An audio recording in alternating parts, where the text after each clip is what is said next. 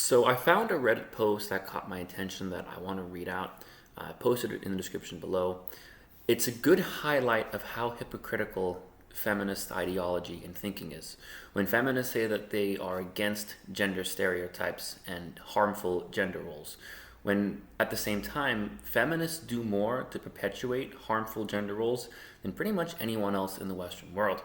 And when you look at the laws that feminists propose and the programs that feminists support, such as denying men food after a natural disaster, it's the very opposite of trying to erase harmful gender roles. And it's the very opposite of equality in really any rational sense of the word. So let's take a look at the Reddit post I'm talking about.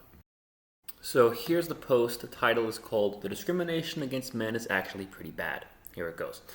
Recently, I had to reach out to Child Protective Services for a vulnerable boy that appears to need mental health treatment and social support. The Protective Services didn't want to know. I got little response and no reply via email.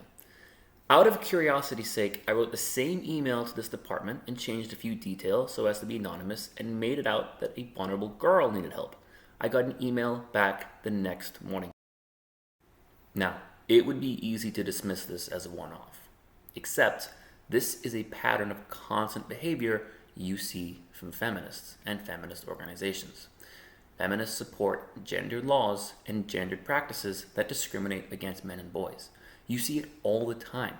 Pretty much whenever a feminist organization is involved in lobbying for a law about domestic violence or homelessness or really anything, it's always from a gendered perspective that excludes men and boys. And the question is, why is excluding men considered a progressive value? Like, why is it seen as a good thing? And that's kind of highlighted in the second part of this Reddit post, which is even more disturbing. Okay, so here's the second half of the post. I was previously training to be a counselor, and during the counseling training, the teacher brought up the subject that young boys had no claim in stating that they were sexually abused by an adult female if they had been exploited. They mocked such an idea, and the whole class, male and female, apart from a few students, joined in on the banter and mocked the notion. It was actually in a vicious and savage way, as if to say, F the man and any rights you may have. Pretty depressing when you see this stuff, because if you switched man with another characteristic, then the output would be completely different. You have to ask yourself, where does this kind of thinking come from? Feminists like to blame the patriarchy, but the problem is that kind of thinking is exactly what feminists propose and support all the time when they talk about the laws that they support, the ideologies that they think should be used in crafting laws for things like domestic abuse and homelessness, and the language that they use. And also in feminist silence when so-called extreme and radical feminists, who are very mainstream figures such as Sarah Jeong, such as Clementine Ford, such as Charlotte Proudman, are never ridiculed by other so-called moderate feminists. When Donna Hilton, who was a murderer, was asked to be a speaker at the Women's March, you didn't see any feminists criticize it. So when feminists say that they're against these so-called extreme figures, you never see feminists actually be against or speak against these extreme figures. You never see feminists actually speak out against sexism against men. You never see feminists actually speak out against misandry like this.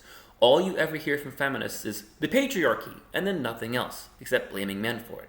But when you actually look at what do feminist organizations say and do, it's supporting thinking like you see in this Reddit post. And it's extremely scary because young boys do get abused and young boys do get exploited.